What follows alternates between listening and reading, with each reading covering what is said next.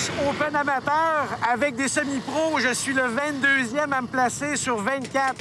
Alors, le départ est très important, mais je suis assez loin, donc je vais faire ce que je peux.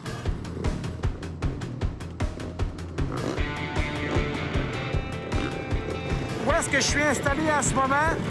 Je vois même pas les lumières, ni la rouge ni la verte. Donc, je vais décoller à peu près en même temps que les autres. J'aurais préféré être à l'extérieur parce que souvent, dans les premières courbes, à l'intérieur, ça se plante ou ça jamme. Alors, écoute, je vais faire avec, puis je vais faire mon maximum. C'est seulement une qualification, alors...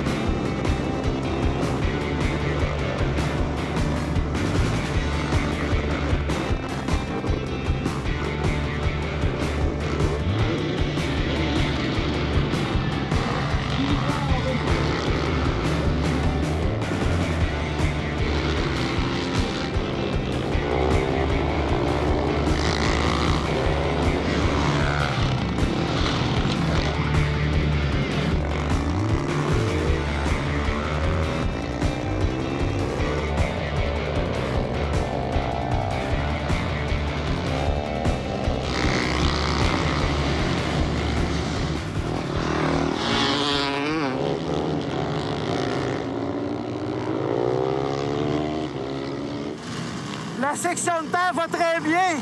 J'en passe plusieurs.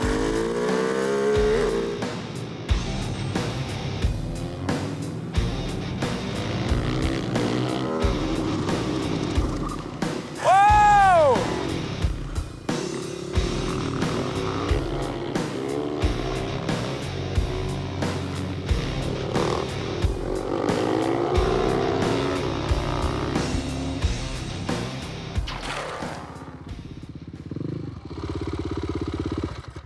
Ouais, ben, ça a l'air que Martin-Éric, l'animateur d'HP, est dû sur le matériel. Regardez. Le tailpipe, le bout a complètement sorti, puis toute la laine est sortie aussi. Et puis, j'ai pas tombé, sauf que je me suis fait une petite frayeur. Et je suis très content d'avoir eu une expérience en motocross et en enduro parce que ça m'a servi. J'étais sûr que je l'échappais. Mais bon, vous avez ça sur caméra. Mais je suis content parce que j'étais le 22e à me placer, puis il y a personne qui m'a passé, j'ai continuellement passé. J'avoue que ma section fétiche, c'est la section de terre. Je passais tout le temps là. Alors, comment ça a fait au final? 8e. Placé 22e, fini 8e. C'est honorable. Puis là, on va essayer de trouver notre bout de moto qui manque.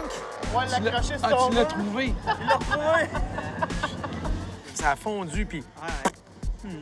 Là, on va-tu faire un rapport aux gens de Quad Pro? Parce qu'ils ont plus d'ouvrages qu'ils pensaient. Ah oui, oui. Première journée terminée. Qualification, pratique. Première expérience en supermotor. Ça a été extrêmement agréable. Sauf qu'aujourd'hui, la Husaberg a eu des petits problèmes mécaniques. On a eu une jante qui a été bossée mystérieusement. On ne sait pas trop où est-ce que ça s'est fait. Mais bon, on l'a débossé. Ensuite, on a le pot d'échappement qui s'est magiquement défait de la pipe. Alors, l'équipe de Quad Pro ont réussi à nous trouver un pot d'échappement de remplacement. On va les voir. C'est des professionnels. Ils vont nous remplacer ça. Je cherche un homme nommé Michael. Oui, Merci, Michael. Il paraît que c'est toi le pro du service. il paraît. Alors, ça a fondu. Avec la pression du pot, ça a sorti. Il faut que tu me remplaces ça. Parce que là, demain, c'est du sérieux. C'est du C'est sérieux. les finales. Alors, ça, c'est pas un pot d'origine, évidemment. Non, performance de KTM, OK? Donc, je devrais avoir quelques HP de plus, quelques positions de plus, espérons. espérons-le. OK, on te regarde faire. J'aurais pu me risquer, mais on me dit que t'avais des mains de fée. Mais ce qui est drôle, c'est que le pot d'échappement, c'est KTM. On sait que Husaberg a été acheté par KTM, donc c'est à peu près les mêmes composantes. Si on regarde Tout le l'exemple, monde ça, va c'est la même forme. C'est drôle aussi, t'as remarqué qu'on a perdu un clignotant. Le pot a fait chauffer, puis ça a carrément lâché la braquette, puis il pendiochait, puis il est en train de fondre avec la chaleur du pot d'échappement. Fait que c'est deux bugs dans la même journée. Écoute, c'est une moto qui est faite pour la route, mais aussi pour le supermoteur, mais en circuit, je pense que ça... C'est plus demandant pour la machine. Exactement.